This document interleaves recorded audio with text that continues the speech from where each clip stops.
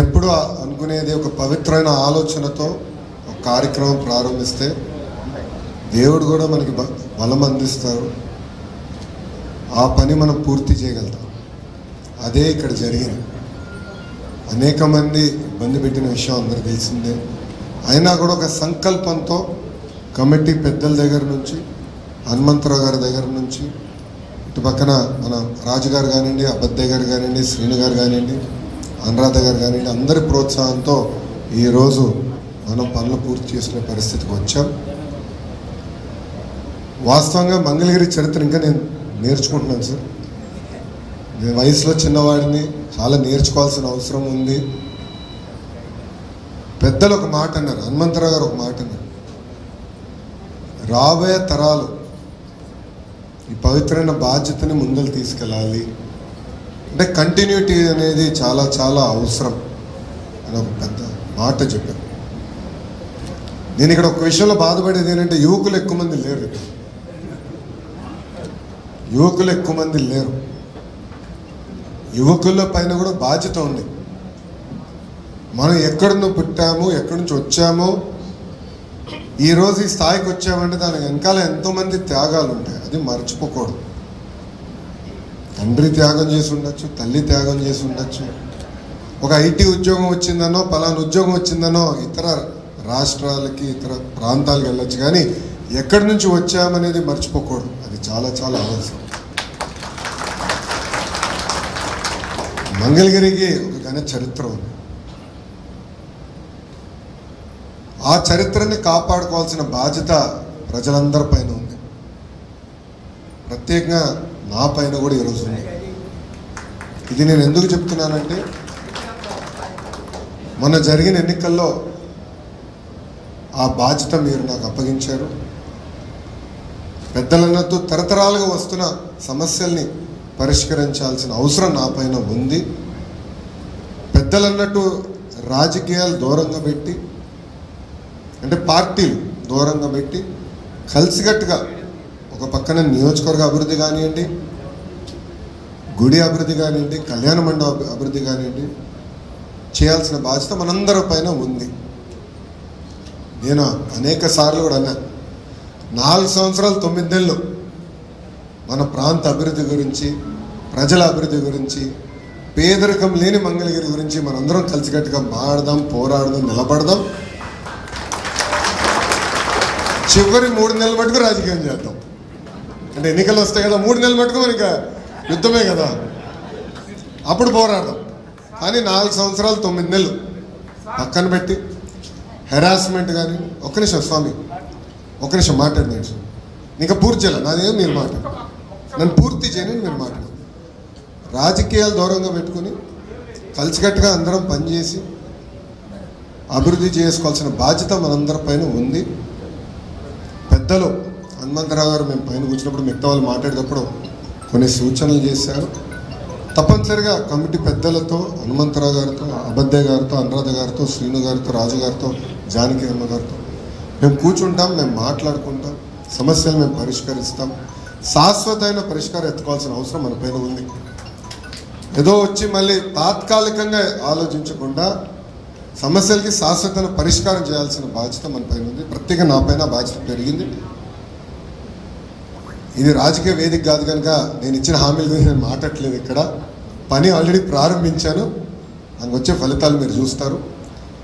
నేను తీసుకునే ప్రతి అడుగు మన సమస్యలు శాశ్వత పరిష్కారానికి వేసే అడుగు అది. మన గౌరవ ముఖ్యమంత్రి నారా చంద్రబాబు నాయుడు గారు కూడా ప్రభుత్వం ఏర్పడిన వెంటనే మొదటి కార్యక్రమం పెన్షన్ ఇచ్చే కార్యక్రమం మంగళగిరి నియోజకవర్గంలో చేశారు. అక్కడ కలెక్టర్ గారికి స్పష్టమైన ఆదేశాలు జారీ చేశారు. ఆర్థిక పరంగా అయ్యేది పనులేంటి, డబ్బులు అవసరం లేని పనులు కొన్ని ఉంటాయి, ఆ రెండు మీరు విడగొట్టి తొందరగా ఎస్టిమేట్లు ఒక పక్కన వేస్తూ ఉండండి, ఇంకో పక్కన ఈ ప్రక్రియ కూడా ప్రారంభించండి. అవసరమైతే క్యాబినెట్ కూడా తీసుకురండి, నేను ఆమోదం పలుకుతాను. ప్రజలు ఇక్కడ బాధ్యత పెంచారు నా పైన అని స్వయంగా గౌరవ ముఖ్యమంత్రి చంద్రబాబు నాయుడు గారే చెప్తాం జరిగింది. సో మా పైన బాధ్యత పెరిగింది అంటే ఎలాంటి సందేహం లేదు. ప్రత్యేకంగా మీ లోకేష్ పైన కూడా బాధ్యత పెరిగింది అంటే ఎలాంటి సందేహం నాకు లేదు. తప్పనిసరిగా శాశ్వతమైన పరిష్కారం ఎత్తుతాం. నేను మన మంగళగిరి మన లోకేష్ కార్యక్రమంలో కూడా పెద్దలు ఇంటికి వెళ్ళినప్పుడు కూడా ఇదే చర్చకు వచ్చింది. కమిటీ సభ్యులందరూ కూడా అక్కడనే ఉండే, వాళ్ళందరితో మేము చర్చించాం. అందరినీ కూర్చోబెట్టి నేను ఆ రోజే హామీ ఇచ్చా గురుగారికి, కూర్చోబెట్టి శాశ్వతంగా పరిష్కారం ఎత్తుతానని చెప్పా. దాన్ని నేను ఇప్పుడు కూడా కట్టుబడి ఉన్నాను.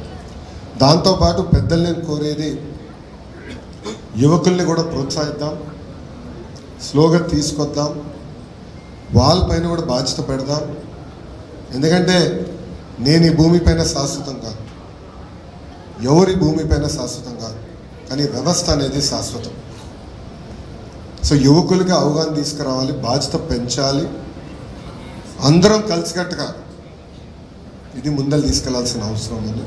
దానికి పెద్దలు కూడా కోరేది, యువకులు కూడా ఎక్కువ లాగుదాం, వాళ్ళు రారు పట్టుకుని లాగుదాం, భాగస్వామ్యం చేద్దాం. వాళ్ళ రూట్స్ అంటే ఎక్కడ నుంచి ఎక్కడ పుట్టారు, ఎక్కడ పెరిగారు, ఏం చేయాలనేది కూడా వాళ్ళు తెలుసుకోవాల్సిన అవసరం ఉంది.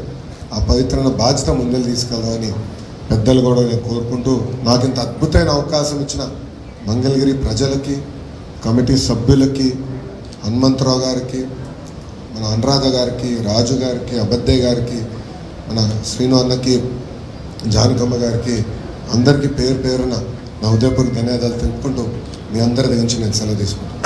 అందరికీ నమస్కారం. జై హింద్. లోకేష్ గారికి ఏం చేస్తే బాగుంటుందని దానిపైన చెప్పారు.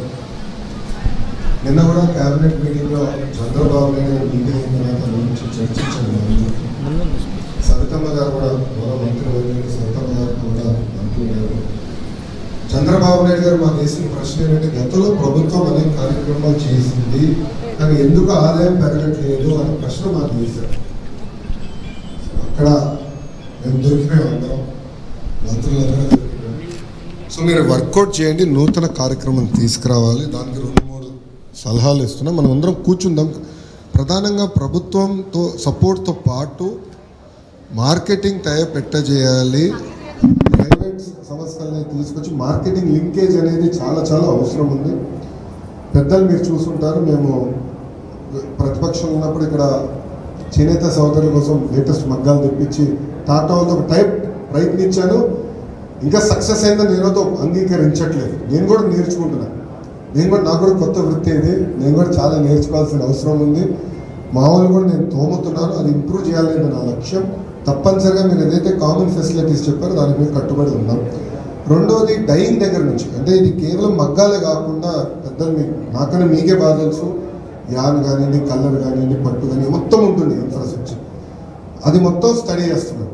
సో డైయింగ్ కూడా ఎట్లా చేయాలి, లేటెస్ట్ రంగులు ఏంటి, అది కూడా పెద్దలతో మేము చర్చించాం. లేటెస్ట్ కలర్స్ కూడా తీసుకొద్దాం, అంటే ప్రకృతి కూడా మంచి ఉండేది. ఎందుకంటే కెమికల్ కలర్స్ కాకుండా బయో కలర్స్ తీసుకొస్తే మంచిదనేది కూడా పెద్దలతో మేము చర్చించాం. ఆ కార్యక్రమం కూడా చేయాలనేది మేము నిర్ణయం తీసుకున్నాం. జిఎస్టీ విషయంలో గౌరవ మంత్రివర్యులు, ఆర్థిక శాఖ మంత్రివర్యులు కేశవ్ గారు మొదటి మీటింగ్లో కేంద్ర ప్రభుత్వం దృష్టికి తీసుకెళ్లారు. తప్పనిసరిగా ఇచ్చిన హామీ మేము కట్టుబడదాం. మీ సహకారంతో తప్పనిసరిగా సాధిస్తాం. అదేవిధంగా పెద్దలు అన్నారు స్వర్ణకారులు ఎక్కువ మంది ఉన్నారని. వాస్తవం మంగళగిరిలో స్వర్ణకారులు ఎక్కువ ఉన్నారు. అది నేను మంగళగిరి అభ్యర్థి కూడా నేను నేర్చుకున్నాను, 2019లో తెలుసుకున్నాను. వాస్తవంగా మీరు అన్నట్టు నాకు కూడా భయం ఉంది. ఆ వృత్తిని కూడా కాపాడుకోకపోతే మనం ఇబ్బంది పడతామని. దేవుడి దయ వల్ల ప్రజల సహకారం, మంగళగిరి ప్రజల సహకారంతో ఈరోజు నేను హెచ్ఆర్డి మంత్రి అని, దాంట్లో స్కిల్ డెవలప్మెంట్ కూడా నా కిందనే ఉంది. స్కిల్ డెవలప్మెంట్ సెక్రటరీతో కూడా, సౌరభ్ గారితో కూడా మనం మాట్లాడాను. సిఎఫ్సి అంటే కామన్ ఫెసిలిటీస్ ఎట్లా క్రియేట్ చేయాలన్న కార్యక్రమం మేము రూపొందిస్తున్నాం. ఆ ప్లాన్స్ కూడా ప్రజల ముందర పెడతాను. లేటెస్ట్ టెక్నాలజీ తీసుకొచ్చి ఆనాడు నేను హామీ ఇచ్చాను, లేటెస్ట్ టెక్నాలజీ తీసుకొద్దాం, ట్రైనింగ్ చేద్దాం, ఆదాయం ఎట్లా పెంచాలి అనేది చాలా చాలా అవసరం. ఇప్పుడు ఇతర రాష్ట్రాల నుంచి కొంతమంది వచ్చి పనిచేస్తున్నారంటే ఎందుకు వాళ్ళు అంత ముందుకు ఎట్టెళ్ళారని నేను తెలుసుకుంటే, ఆ రాష్ట్రాల్లో ఆల్మోస్ట్ 7-8 సంవత్సరాల క్రితమే ఈ ఫెసిలిటీ స్టార్ట్ చేశాం. అందుకే వాళ్ళు నేర్చుకోగలిగారు. సో ట్రైనింగ్ తొలి అడుగు. కానీ నేను ఆలోచించేది, ఆనాడు నేను చెప్పింది కూడా 25 ఎకరాలు, కనీసం 25 ఎకరాల్లో ఒక పార్క్ ఏర్పాటు చేద్దాం, కంపెనీలు తీసుకొద్దాం, యూజ్డ్ గోల్డ్ రిఫైనరీ కానివ్వండి, డిజైనింగ్ కానివ్వండి, కటింగ్ మెషిన్లు కానీ అంటే ఆభరణాలు కటింగ్ మెషిన్లు కానివ్వండి, అదేవిధంగా ప్రైవేట్ రంగంలో ఉన్న అనేక సంస్థలు ఉన్నాయి, వాళ్ళ దగ్గర నుంచి కూడా మనం చాలా నేర్చుకోవచ్చు. డిజైన్లు కానీ మారిపోతున్నాయి, ట్రెండ్లు చాలా ఫాస్ట్గా మారిపోతున్నాయి. నేను పబ్లిక్ మీటింగ్లో కూడా మా ఇంట్లో ఎలాంటి జ్యువెలరీ ఈరోజు కొంటున్నారు కూడా ఓపెన్గా మాట్లాడాను. నేను ట్రెండ్లు మారిపోతున్నాయి, డిజైన్లు మారిపోతున్నాయి, మనం కూడా నేర్చుకోవాలి, అప్పుడే మనకు ఆదాయం పెరుగుతుందని చెప్పాను. స్వర్ణకారులు కూడా నేను తెలిసినప్పుడు వాళ్ళకి నేను చెప్పాను, నేను నేర్చుకున్న దాంట్లో ఏంటంటే మాకు కంపెనీ ఉంది హెరిటేజ్, అది అందరూ తెలిసిన విషయం. 1992లో ఆనాడు బావగారు స్థాపించారు, పాలుగా అమ్మేదానికి స్థాపించారు. సో సంఘ పెద్దలు వచ్చినప్పుడు చెప్పారు, ఈరోజు మేము పాలుగా అమ్మితే మేము నష్టపోతాము. ఈరోజు పెరుగు ఉంది, ఐస్ క్రీమ్ ఉంది, పన్నీర్ ఉంది, ఇప్పుడు బ్రహ్మేమో ఏకంగా మెడికల్ న్యూట్రిషన్లోకి వెళ్ళాలన్న తాపత్రయంలో ఉంది, చేయాలని తపంతో ఉంది. సో అట్లా ఇంప్రూవైజ్ అవుతేనే మనం సెట్ అవుతాము. మా నాన్నగారు పాలుగా అమ్మారంటే నేను కూడా పాలుగా నమ్ముతానంటే నష్టపోయి ఉండేవాడిని. సో మనందరం మారాలి, ఇంప్రూవ్ అవ్వాలని ఆనాడు పెద్దలతో కూడా నేను చర్చించాను ఓపెన్గా, సంఘ పెద్దలతో. ఆల్రెడీ వర్క్ స్టార్ట్ చేశాను సార్. నిన్న కలెక్టర్ కాన్ఫరెన్స్ కూడా జరిగింది. కాన్ఫరెన్స్లో నేను వెళ్ళి కలెక్టర్ గారికి పర్సనల్ లెటర్ కూడా ఇచ్చాను. అందరూ ఆల్రెడీ మేడం గారితో మాట్లాగా ఒకసారి గుర్తు చేస్తూ కీ ప్రోగ్రామ్స్, ఇవి మేజర్ ప్రోగ్రామ్స్ సార్. మన తప్పనిసరిగా మీ అందరి సహకారంతో నా ఆలోచన ఏంటంటే దక్షిణ భారతదేశానికి మంగళగిరిని గోల్డ్ హబ్గా చేద్దామని, అది నా లక్ష్యం. సింగిల్ ఎజెండాతో నేను పనిచేస్తాను. ఇది నేను ఈరోజు కొత్తగా చెప్పే విషయం కాదు. ఎలక్షన్ ప్రచారంలో గత 5 సంవత్సరాల్లో కూడా ఇదే చెప్పాను. పెద్దలు ఇంటికి వచ్చినప్పుడు కూడా ఇదే డిస్కస్ చేశాను. ఇది నేను అదేదో ఒకరోజు వచ్చిన ఆలోచన కాదు. మీ అందరితో మాట్లాడిన తర్వాత, ఫీల్డ్లో జరుగుతున్న వాస్తవాలు తెలుసుకున్న తర్వాత నాకు వచ్చిన ఆలోచన.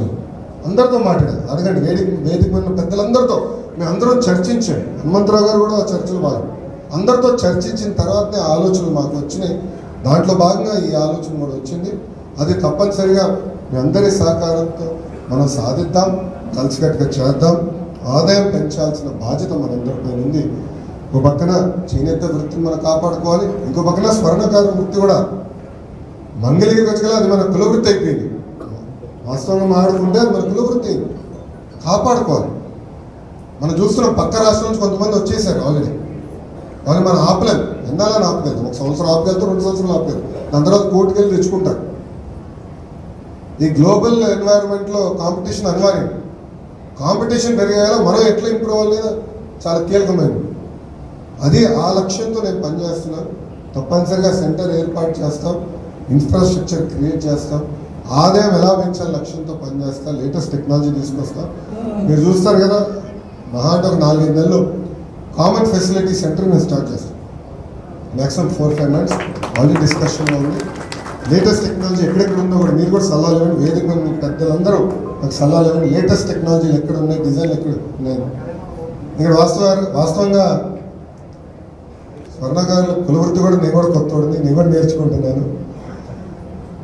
నేను వాస్తవంగా దాంట్లో టెక్నాలజీ ఏంటి, ఎలా చేయాలని కూడా తిరిగినప్పుడు తెలుసుకున్నాను తప్ప నాకంతా నేను ఎక్స్పర్ట్ కానే కాదు దాంట్లో.